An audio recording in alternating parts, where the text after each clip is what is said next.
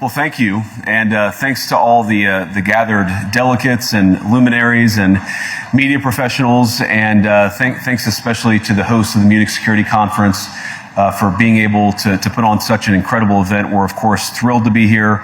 We're happy to be here. And, you know, one of the things that I wanted to talk about today is, of course, our shared values. And, you know, it's great to be back in Germany. As you heard earlier, I was here last year as United States Senator. I saw Foreign Secretary David Lammy and joked that both of us last year had different jobs than we have now. But now it's time for all of our countries, for all of us who have been fortunate enough to be given political power by our respective peoples, to use it wisely to improve their lives. And I want to say that, you know, I was fortunate in my time here to spend some time outside the walls of this conference over the last 24 hours. And I've been so impressed by the hospitality of the people, even as, of course, as they're reeling from yesterday's horrendous attack. And the first time I was ever in Munich was with my wife, actually, who's here with me today, on a personal trip. And I've always loved the city of Munich, and I've always loved its people. And I just want to say that we're very moved, and our thoughts and prayers are with Munich and everybody affected by the evil inflicted on this beautiful community. We're thinking about you, we're praying for you, and we will certainly be rooting for you in the days and weeks to come. Now,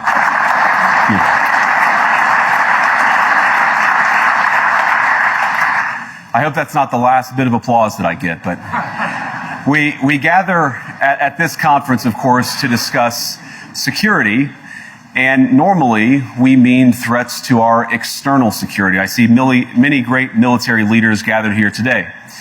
But while the Trump administration is very concerned with European security and believes that we can come to a reasonable settlement between Russia and Ukraine, and we also believe that it's important in the coming years for Europe to step up in a big way to provide for its own defense, the threat that I worry the most about vis-a-vis Europe is not Russia, it's not China, it's not any other external actor.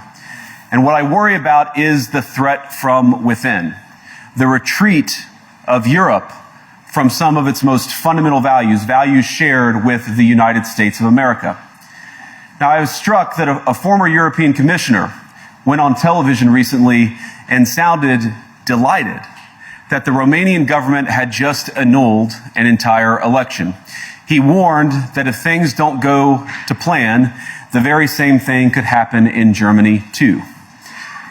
Now, these cavalier statements are shocking to American ears. For years, we've been told that everything we fund and support is in the name of our shared democratic values. Everything from our Ukraine policy to digital censorship is billed as a defense of democracy. But when we see European courts canceling elections and senior officials threatening to cancel others, we ought to ask whether we're holding ourselves to an appropriately high standard. And I say ourselves because I fundamentally believe that we are on the same team. We must do more than talk about democratic values, we must live them. Now, within living memory of many of you in this room, the Cold War positioned defenders of democracy against much more tyrannical forces on this continent. And consider the side in that fight that censored dissidents, that closed churches, that canceled elections. Were they the good guys? Certainly not. And thank God they lost the Cold War. They lost because they neither valued nor respected all of the extraordinary blessings of liberty. The freedom to surprise, to make mistakes, to invent, to build.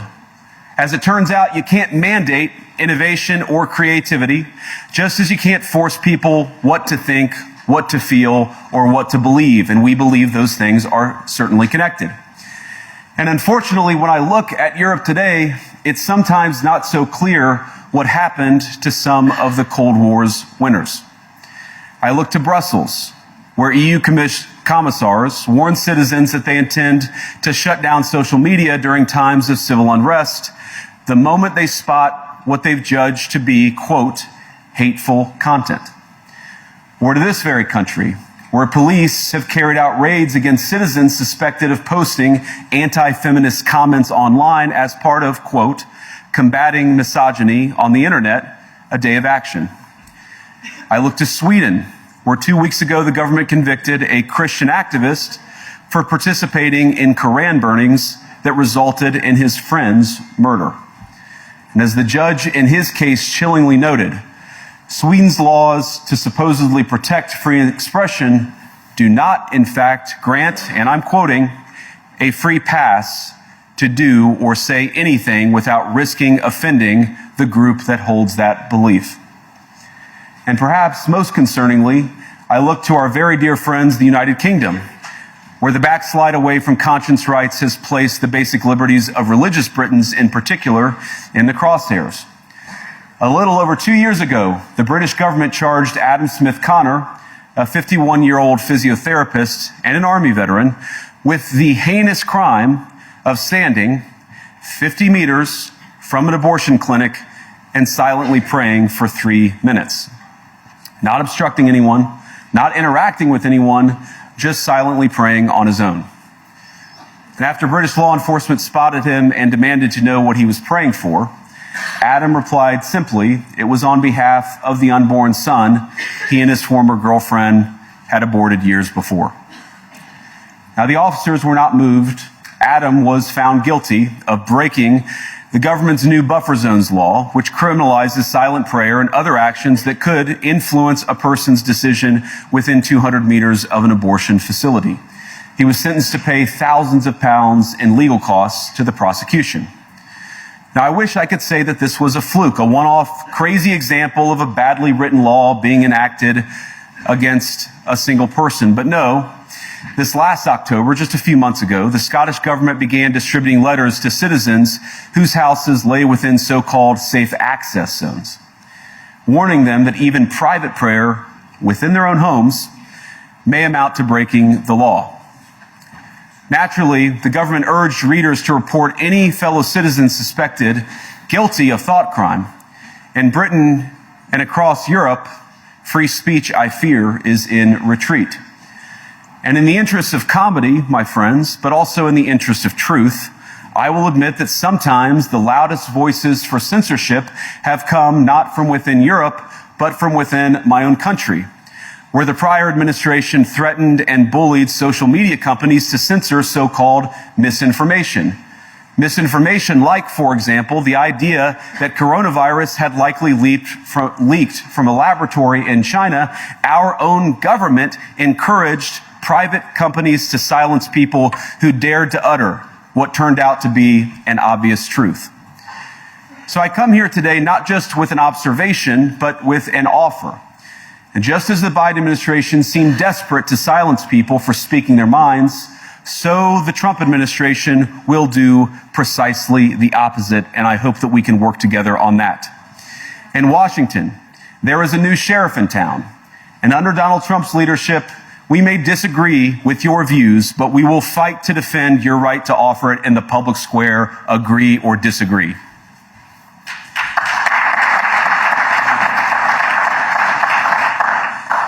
Now, we're at the point, of course, that the situation has gotten so bad that this December, Romania straight up canceled the results of a presidential election based on the flimsy suspicions of an intelligence agency and enormous pressure from its continental neighbors. Now, as I understand it, the argument was that Russian disinformation had infected the Romanian elections. But I'd ask my European friends to have some perspective. You can believe it's wrong for Russia to buy social media advertisements to influence your elections. We certainly do. You can condemn it on the world stage even. But if your democracy can be destroyed with a few $100,000 of digital advertising from a foreign country, then it wasn't very strong to begin with. Now, the good news is that I happen to think your democracies are substantially less brittle than many people apparently fear. And I really do believe that allowing our citizens to speak their mind will make them stronger still. Which, of course, brings us back to Munich, where the organizers of this very conference have banned lawmakers representing populist parties on both the left and the right from participating in these conversations. Now again, we don't have to agree with everything or anything that people say. But when political leaders represent an important constituency, it is incumbent upon us to at least participate in dialogue with them. Now, to many of us on the other side of the Atlantic, it looks more and more like old entrenched interests hiding behind ugly Soviet-era words like misinformation and disinformation, who simply don't like the idea that somebody with an alternative viewpoint might express a different opinion or, God forbid, vote a different way or, even worse, win an election. Now, this is a security conference, and I'm sure you all came here prepared to talk about how exactly you intend to increase defense spending over the next few years in line with some new target. And that's great, because as President Trump has made abundantly clear, he believes that our European friends must play a bigger role in the future of this continent. We don't think, you hear this term, burden sharing, but we think it's an important part of being in a shared alliance together that the Europeans step up while America focuses on areas of the world that are in great danger. But let me also ask you, how will you even begin to think through the kinds of budgeting questions if we don't know what it is that we are defending in the first place? I've heard a lot already in my conversations, and I've had many, many great conversations with many people gathered here in this room. I've heard a lot about what you need to defend yourselves from, and of course that's important. But what has seemed a little bit less clear to me, and certainly I think to many of the citizens of Europe, is what exactly it is that you're defending yourselves for.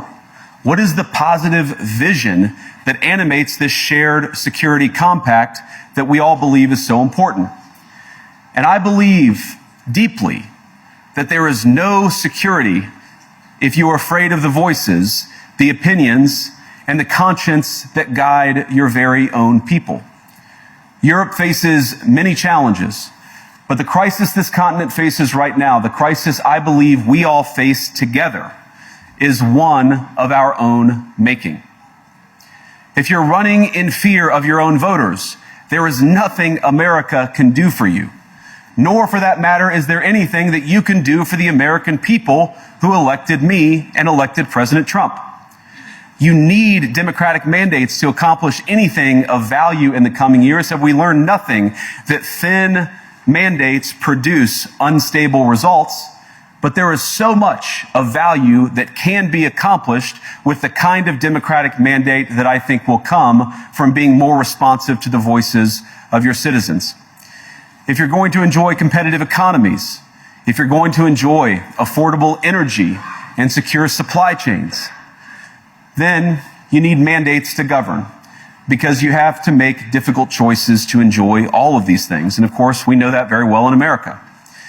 You cannot win a democratic mandate by censoring your opponents or putting them in jail, whether that's the leader of the opposition, a humble Christian praying in her own home, or a journalist trying to report the news. Nor can you win one by disregarding your basic electorate on questions like who gets to be a part of our shared society. And of all the pressing challenges that the nations represented here face, I believe there is nothing more urgent than mass migration. Today, almost 1 in 5 people living in this country moved here from abroad. That is, of course, an all-time high. It's a similar number, by the way, in the United States, also an all-time high. The number of immigrants who entered the EU